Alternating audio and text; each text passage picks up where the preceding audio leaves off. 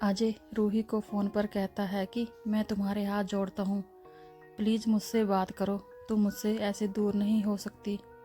क्या तुम मेरे बिना रह लोगी रूही? बात को समझो, हम दोनों ने एक दूसरे के साथ रहने की कस्में खाई थी। तुम मुझसे कहती थी कि सांसों से भी ज़्यादा तुम्हें चाहती हूँ। अब क्या हो गया? मुझ में से कांटे निकल आए? क्या मैं तुम्हें कह रहा हूँ, अगर तुम गई मुझे छोड़कर मैं तो मरूंगा ही, पर इस दुनिया को भी आग लगा दूंगा। तभी रूही फ़ोन रख देती है।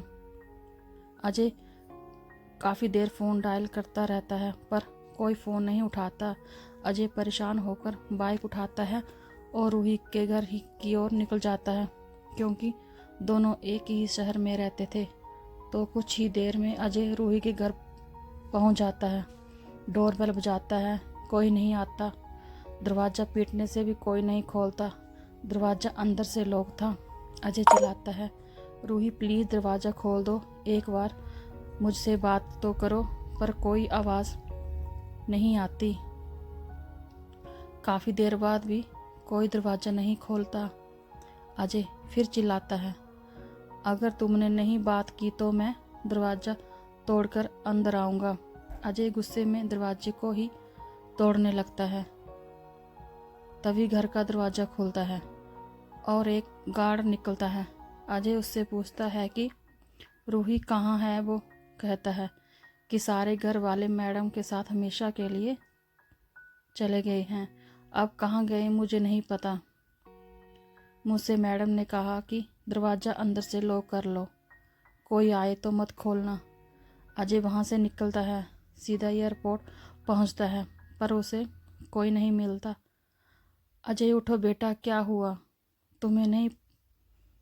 नहीं पापा, मुझे अकेला छोड़ दो, सब खत्म हो गया। पापा रूही मुझे अकेला छोड़ गई। पापा उसने मुझे धोखा दिया। पापा मैं उसे कभी माफ़ नहीं करूँगा।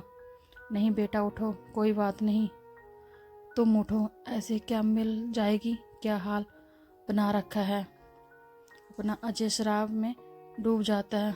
उसके दोस्त उसके पापा को कहते हैं, अंकल कुछ करो, उसे बचा लो, वो आजकल किसी की नहीं सुन रहा, दारू में डूबा रहता है, ऐसे तो वह मर जाएगा। अंकल हमसे उसका ऐसा हाल देखा नहीं जाता।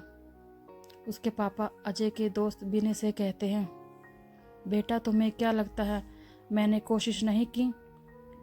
किस बाप को अपना जवान बेटा इस हाल में अच्छा लगेगा?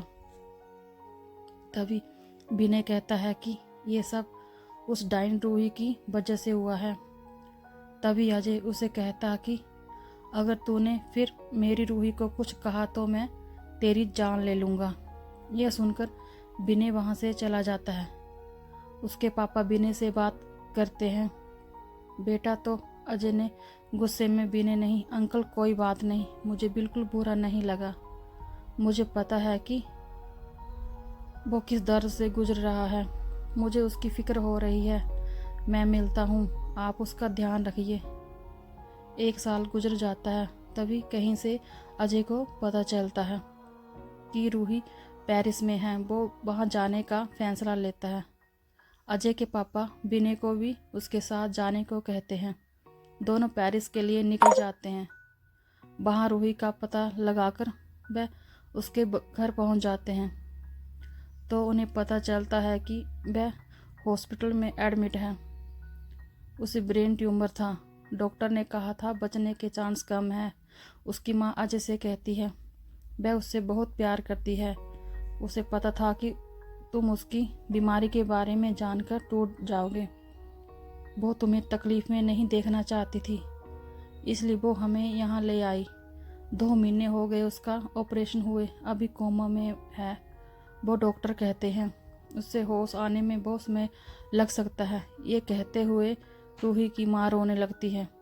अजय उन्हें चुप कराता है। माँ जी कौन से हॉस्पिटल में है? रूही प्लीज़ आप मुझे वहाँ ले चले। हॉस्पिटल जाकर अजय रूही का हाथ पकड़ता है। अजय के हाथ पकड़ते ही रूही को होश आ जाता है। सारे डॉक्टर हैरान हो जाते हैं। वैसे एक मिरेकल ही कहते हैं। आप पता नहीं ये मिरेकल है या अजय और रूह के प्यार की ताकत। प्यार का मतलब कुछ नहीं है कोई आपसे प्यार करे इस लायक बनना कुछ अच्छा है, लेकिन प्यार करने के लिए कोई सौदा नहीं होता और ना ही साथ में रहना प्यार कहलाता है।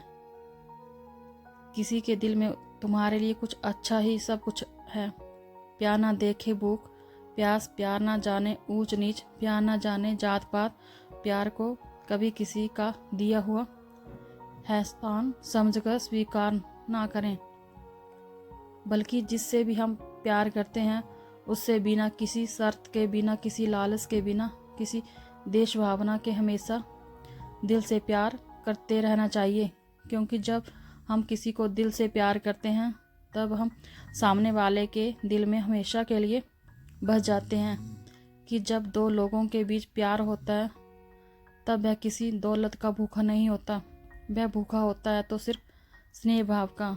जिससे भी हम प्यार करते हैं उनसे हमेशा हमें प्यार से पेश आना चाहिए, एक दूसरे के लिए समय निकालते रहना चाहिए, तभी हम हमारे रिश्ते को सफलता से आगे बढ़ा पाएंगे। प्यार से बोला गया आपका एक शब्द दो दिलों के बीच हो रहे बड़े से बड़े मन मुटाव को भी ख़त्म कर सकता है। हमारी कहानी पढ़ने और सुनने के लिए बहुत बहुत धन्यवाद।